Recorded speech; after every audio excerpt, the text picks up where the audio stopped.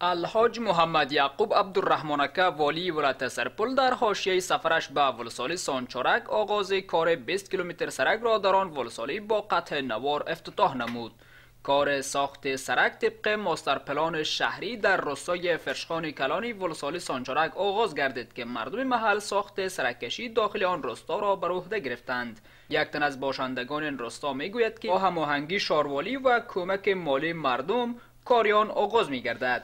ما انشالله کار سرک ها را شروع کردیم. اسم که ما چندی قبل خداندازیش شروع کرده بودیم، تکمیل کردیم، حالا فقط کارش شروع کردیم. و این سرک هایی است که بر و رغبت مردم و به تقاضای مردم کشیده میشه و با هماهنگی با مسئولین زیربط، مسئولین شهروالی و مسئولین ریاست شهرسازی، و ما انشالله این کار را پیش میبریم و امیدوار هستیم که ما در آینده بتوانیم که سرک‌های خود شامل پلان شهری بود.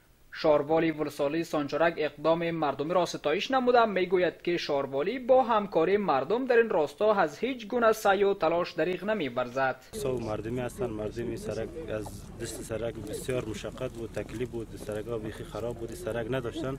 حتی اینکه یک موتورسیکل صحیح درست خانه اینا رفته نمیتونست. به خاطر اینا خودشون جمع شدن که هم هزینه‌اش همه چیزش خودشون آماده مهیا کرده، اینم سرک خودشون میکشن. دی سرک هماهنگی ما مردم ان شاء الله هماهنگ هستیم، همکار هستیم از هر کار که از اسمان بیاید. این در حالی است که پیش از این کار کانکریت ریزی 440 متر سرک با جویچه کشیان از اوایل شاروالی ولسوالی سانچارک آغاز و به بهره برداری سپرده شده بود.